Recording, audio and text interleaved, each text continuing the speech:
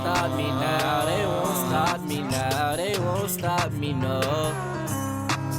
They won't stop me now, they won't stop me now, they won't stop me, no.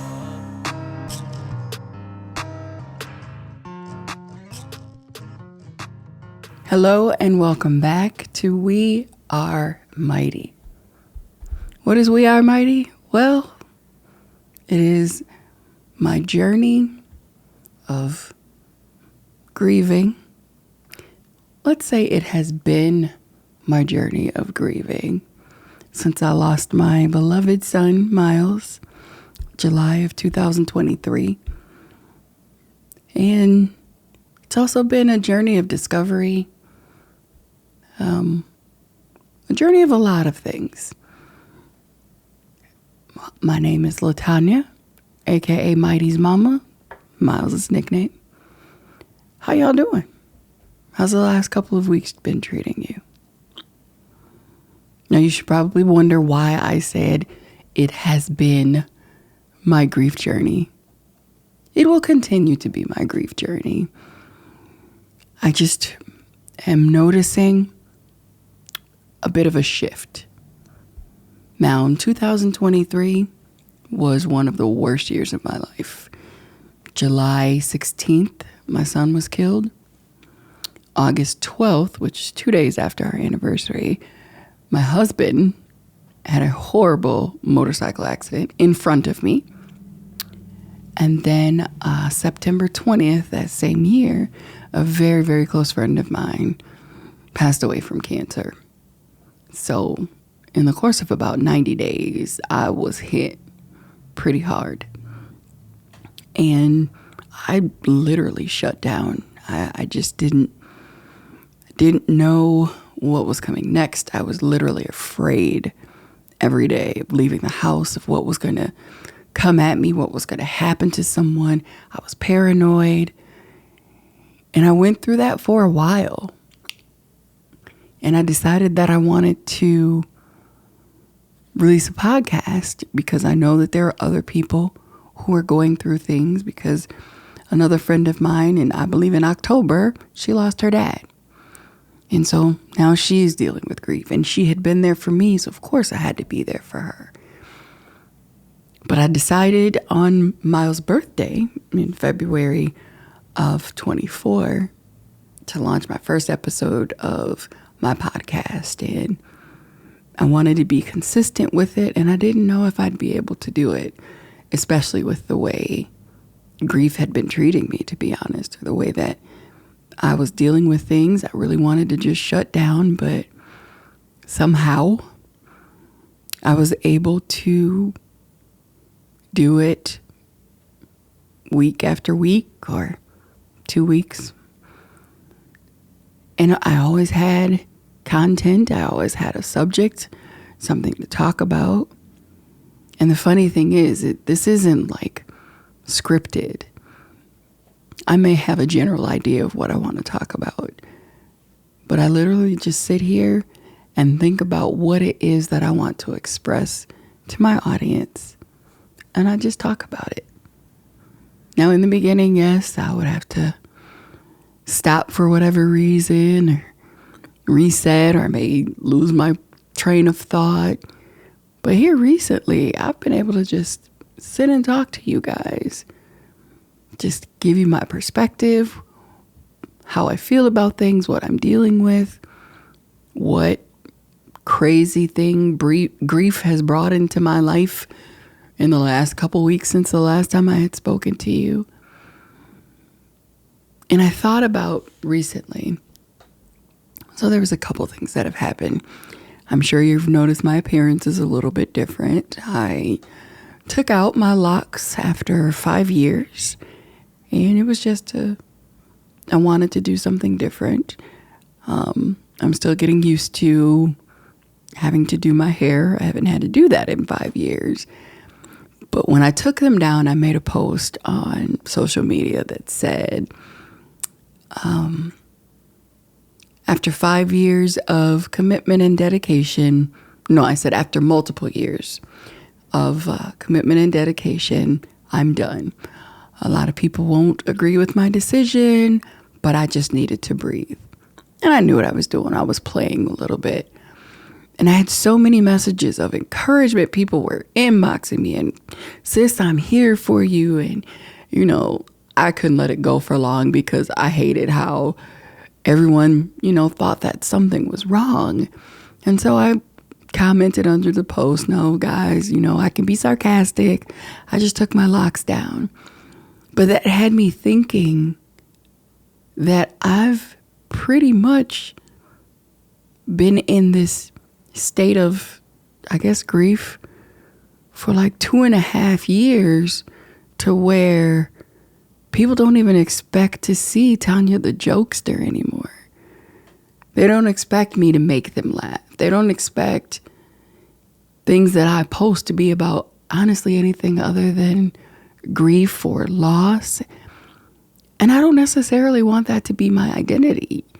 Yes, it's a part of my life, but there's so much more to me. There's so much more to my life that I want to also make sure that I'm being encouraging. In addition to letting people know, yes, I'm dealing with this. I will deal with this for the rest of my life, but I'm still, or I should say, I'm once again where I can take things lightheartedly, where I can look at things through a little bit of a different lens. Am I the same person I was before July 16th, 23? No. And I won't be. That person died along with my son. But it doesn't mean that I'm not fun-loving. It doesn't mean that I can't be positive or, say things that have a different view other than grief. I remember when the verdict from the Diddy trial came out, and I put on my page, we have a verdict. And I was confused as to why so many people were inboxing me, and my phone started ringing off the hook. And I didn't even think about it. They thought I meant a verdict in my son's trial. So grief has really become my identity.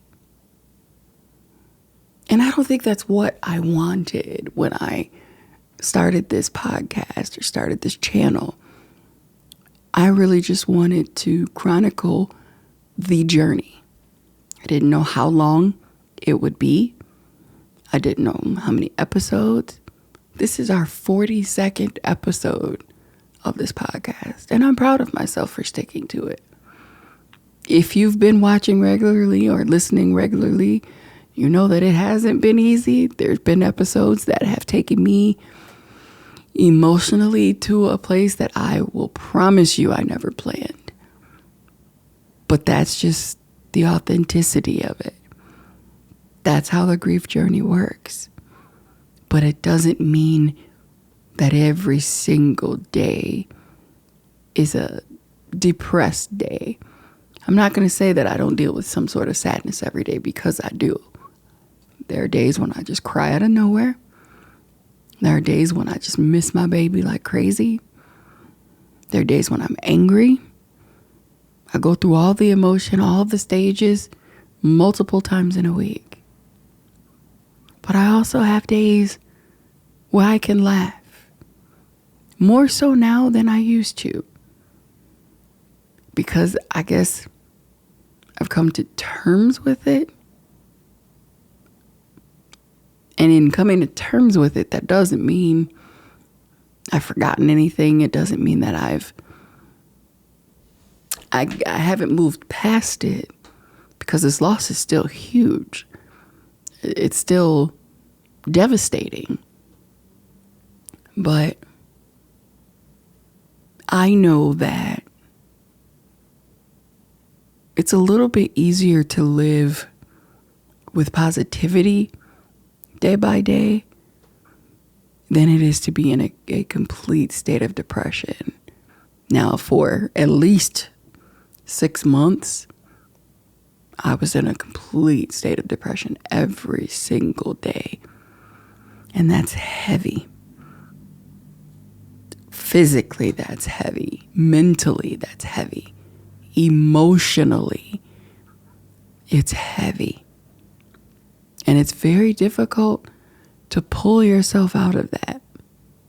Now, I do credit therapy and family and being able to, live day by day. I credit that all with pulling myself out of it. But not everybody can do that. And I remember people telling me that they were afraid to watch my podcast because they felt it would be dark or they didn't want it to bring them down. And that's not what I'm here for. I'm really here to encourage you. Even if it's encouraging you by letting you know you're not the only one who deals with that pain. You're not the only one who goes through the sadness, the heaviness, the anger out of nowhere, the tears out of nowhere. It gets better. It gets easier. I just can't tell you to what degree or how long it will take. It's been 2.5 years and I still, 2 years and 2 months. And I still can't say how much better it is for me because it's different every day. I had a friend, actually the one who lost her father, who sent me a message recently about how I inspire her. And she said that she had been feeling like she wasn't grieving the right way. But she told me to continue to be mighty. And the thing is, there is no right way. Whatever way you deal with your grief, that is the right way for you.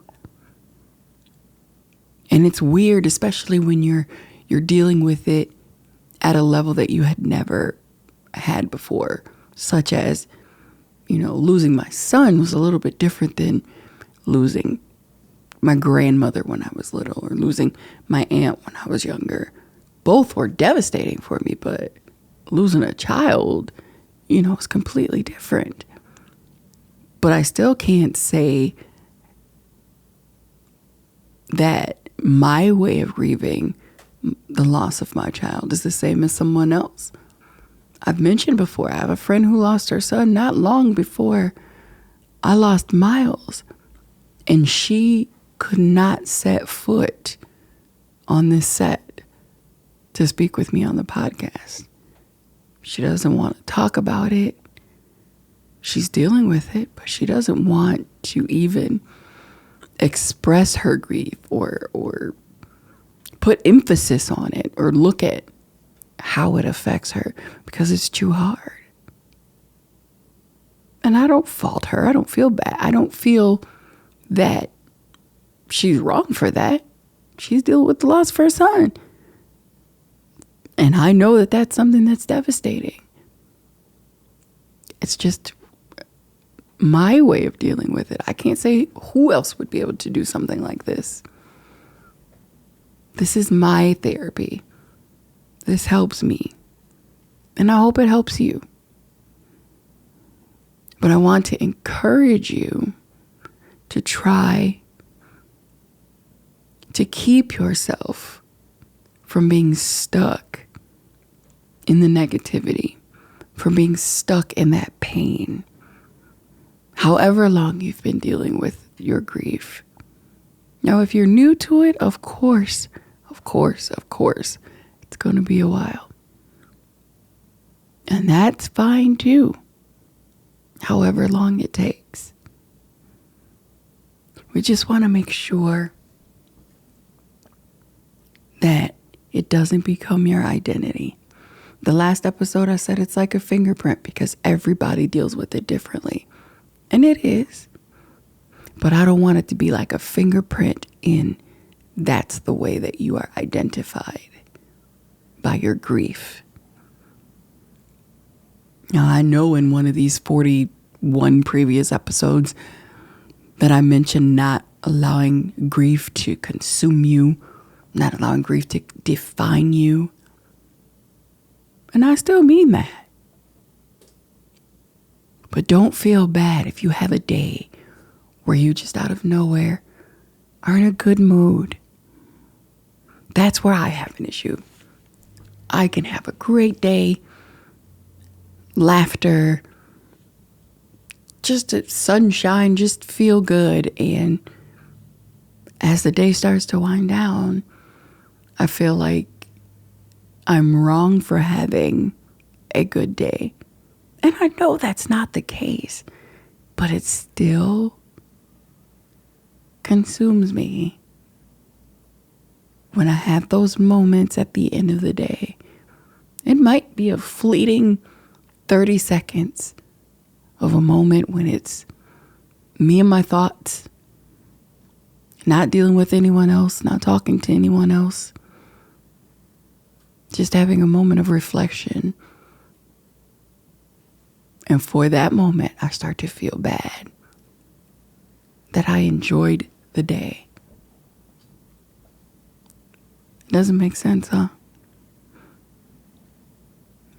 The grief journey doesn't make sense. I've tried to make sense of it. I've tried to, because I'm a person of process and procedures, and I've tried my best to map it out. It doesn't work. I can't plan for anything. I can't expect what's going to happen because there's no way, there's no expectation to put on your grief. And every time I think, okay, I'm going to be careful of this because I'm sure that this particular thing is going to trigger me. It's like the preparation makes it not trigger me. And then something completely unrelated, somehow 6 degrees of separation, that's what triggers me. And it can be upsetting. But I remind myself of the roller coaster that is grief. The roller coaster that is the emotion that goes along with it. And so I just try to ride it out, enjoy the highs, get through the lows, and be encouraging. Not just to myself, but to others. I have many people around me lately who are dealing with death upon death upon death. Way more than what I had to deal with in 23. And I find myself trying to comfort them, trying to help them through their moment, help them through their pain. Because this is not easy. But we can make it, right? We can make it. And we can become encouragers of others. Once you get to a certain point and you've dealt with the grief, you've dealt with the loss, you've accepted it. Unfortunately, that's what we have to do, is accept it. And accept that things aren't going to be the same. Then you start to live. And you start to figure out, how do I live positively? How do I live in a way that would honor that loved one that I lost? Like I said, I still have people who realize who I am and, oh, you're Miles' mom. Man, he was really cool. Dude was laid back. He trained me at my job. His memory still lives on. And some of them surprise me when I get the messages. All of his friends, they still call me mama or OG or whatever the current slang is. But they send me messages and they check on me and They make sure I'm good. I make sure they're good. They know how Miles felt about his mama. And so they try to step in and try to fill the void. And that means a lot. And I feel like that not only means a lot to me, but I think it says a lot about Miles and how he lived. And that's something that's encouraging. That's something that, can bring me a little bit of joy, even in dealing with his loss. He was a good man. And we have to look at those things. We have to look less at the loss and the devastation, because now I'm going way back. We know that it's beyond our control. We don't know what God's plan is for us or was for our loved one. Obviously, Miles was only supposed to be here 24 years. And the impact that he had in those 24 years was great. So now I'm looking at, what's my impact? What is my legacy? What is your legacy? How do you impact others? Do you live in a way that's encouraging? Do you live in a way that is letting people know that you can overcome this? I did. And again, by saying overcome, I don't mean you've overcome grief, because you won't. But you can overcome that state of depression. You can overcome the sadness and the pain to a certain extent. I'll never say you won't ever feel pain again related to that grief. I know someone who's been dealing with grief 20 plus years, and there's still something that may trigger her. But she's gotten to the point where it may trigger her, and then she'll catch herself and smile and basically say to her loved one, I'm still here. You're still here in my heart. So it's all about perspective. It's all about perception. How do you see it? Of course you see it as a loss. Of course you see it as devastation. But what can you do with it? How can you turn it around? How can you turn it into a positive? That's the $1 million question. How can we turn it into a positive? I have several things that I'm working on. The We Are Mighty Foundation. And I'm doing that in my son's honor, because so many people thought that he was a great person. And so why not have an organization that's doing great things for people? Miles would have given you the shirt off his back. And so, in his memory, the foundation will be helping those who are less fortunate, helping those who are in need, mental health. There's so many things that I want to do, all in his memory, to keep his memory alive, to keep his legacy alive. He didn't get the opportunity to have a child. And so we want to just keep him out there, I guess. I just want to encourage you to figure what it is that you can do that turns the negative, the pain, turns it into a positive. That turns it around to where grief is not your identity. Sadness is not your identity.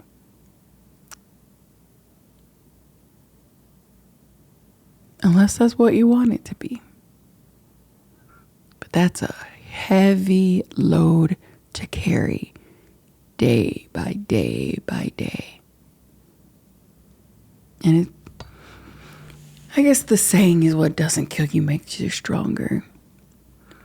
But sometimes those things weigh you down before they make you stronger. You're stronger because you're building the muscle, carrying it. You're building the muscle, trying to lift it just enough to breathe. And then finally you build enough that you can be strong enough to lift it away from you. So there's a process of even getting to the stronger from what doesn't kill you. In this day and age, the things that we are seeing in our country, it's almost a level of grief on its own, of living day to day in America. And that's a sad thing to say. But I had someone once tell me that they didn't want me to have grief on top of grief on top of grief. And that's what can easily happen when you're focusing on negative things in your life, negative things that have happened to you, negative things in our country right now. Because there's things that are going on that are causing us to have to grieve. Grieving the world that we knew prior to certain changes that have come in under a year. I'll just leave it at that. But we still have to find a way. We still have to encourage ourselves. We still have to encourage our families. We still have to keep moving forward. And that's kind of become not my motto, but words that I'm trying to live by. Keep moving forward. I used to periodically post, "Don't judge me by my past. I don't live there anymore." And it's true. We don't live there anymore. This moment right now, tomorrow will be the past. And the next 5 minutes is literally the past. You don't live there anymore and you can't relive it. So what will you carry into the next moment? What will you carry into the next movement? How will you carry yourself moving forward? How will you even move forward? Let's not stay stagnant. Let's not keep looking back, but still keep their memory, keep the love, keep everything alive as you move forward. That's all I wanted to do today, was just try to come with some encouragement. It's okay. It's crazy to have to say that. I have to say that to myself. It's okay. It's okay to move forward. It's okay to be happy. It's okay to live, even in the wake of death. It's okay. Breathe through it. Smile through it. Take life by the horns. And let's just go. And again, it's not just for you. I'm saying it for me too. Let's continue to live our lives while holding on to the memories of those we've lost. And that's how we take them with us. They may not physically be with us, but you know they're with you. Move forward. Just take a step. One step will lead to another step.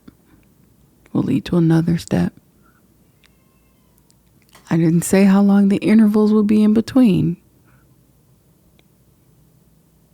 But before you know it, you're walking.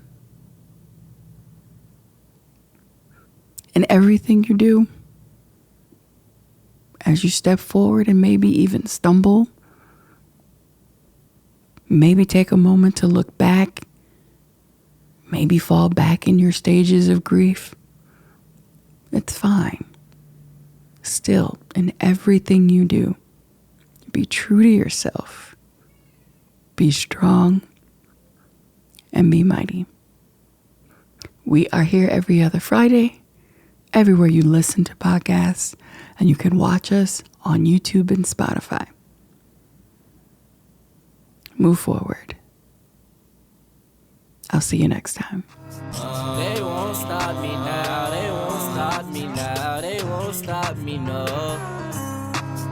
They won't stop me now, they won't stop me now, they won't stop me, no.